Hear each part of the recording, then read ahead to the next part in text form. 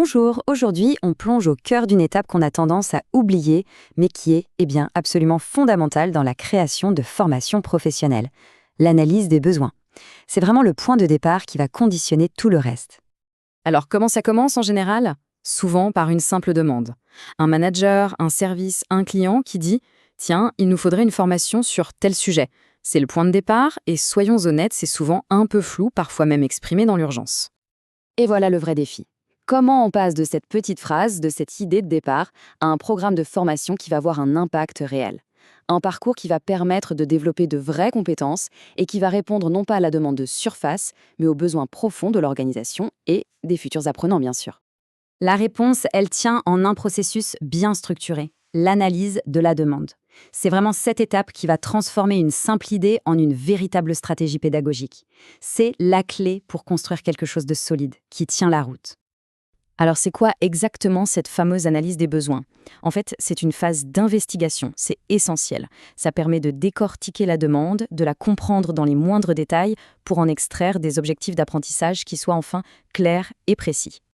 Et ça, ce n'est pas juste une jolie formule. Imaginez les fondations d'un bâtiment. Si les fondations sont bancales ou mal conçues, tout ce qu'on va construire par-dessus, ça risque de s'effondrer, pas vrai? Eh bien, en formation, c'est exactement la même chose. Ok, alors comment on s'y prend concrètement pour mener cette analyse de manière efficace? On peut la décomposer en 5 grands piliers, 5 étapes clés qui vont vraiment structurer toute la démarche. Le parcours est super logique en fait. D'abord, on joue un peu les détectives. C'est quoi le contexte? D'où vient cette demande? Ensuite, on regarde le cadre, les contraintes, le budget, le temps. Puis, étape cruciale, le public. Qui sont ces gens? Qu'est-ce qu'ils attendent? C'est seulement après avoir tout ça qu'on peut enfin creuser pour trouver le vrai besoin, celui qu'il faut satisfaire, et en déduire les compétences concrètes à développer. Justement, pour cette 4e étape, pour identifier le besoin, il ne faut surtout pas rester en surface. Il existe des outils pour ça, pour creuser. Et l'un des plus connus et des plus efficaces, c'est la méthode QQOCQP. Ce qui est génial avec cette méthode, c'est qu'elle nous force à être précis, en répondant à ces 6 questions toutes simples. Qui, quoi, où, quand, comment et surtout pourquoi. On transforme une demande qui était floue en un cahier des charges super détaillé. Et le pourquoi, c'est souvent la question la plus importante, la plus révélatrice, parce qu'elle nous amène directement au but final de la formation. Une fois que cette analyse rigoureuse est terminée, le brouillard se dissipe. D'un coup, on n'a plus juste une intuition, on a des données concrètes, des faits, qui vont nous servir de guide pour absolument toute la suite. Et les résultats, ils sont très concrets. On obtient un portrait robot du public, on connaît les règles du jeu administratif et on a la certitude de s'attaquer aux vrais problèmes. Mais surtout, on a une feuille de route limpide, la liste précise des compétences à viser.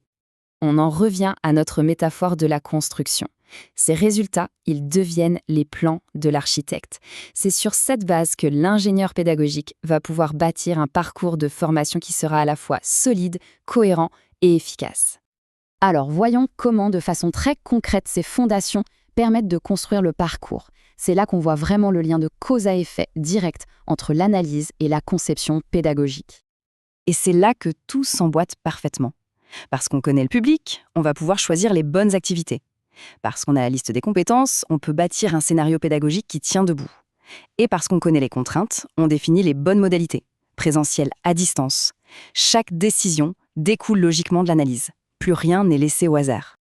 Les sources utilisées pour cette présentation parlent de la construction d'un escalier pédagogique. J'adore cette image, elle est brillante. Grâce à l'analyse, on peut construire chaque marche, chaque module, chaque activité de manière logique pour amener l'apprenant d'un point A à un point B sans effort inutile et avec une progression qui est claire pour tout le monde.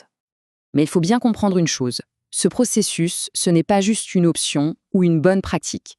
Aujourd'hui, dans le monde de la formation professionnelle, c'est devenu une véritable exigence de qualité, un standard professionnel. D'ailleurs, cette exigence, elle est formalisée. Des référentiels qualité, comme Calliope en France par exemple, mettent l'analyse de la demande et l'adaptation au public au cœur même de leurs indicateurs. Ne pas le faire, ce n'est pas seulement une mauvaise idée, c'est risquer de ne pas être conforme. La question finale, elle est donc assez simple, mais elle est fondamentale. Sans une analyse des besoins rigoureuse, une formation risque de n'être qu'une dépense, un coût sans aucun retour sur investissement clair. Mais si elle est menée correctement, cette même formation se transforme en un véritable investissement stratégique. Et toute la différence, elle se joue dès cette toute première étape.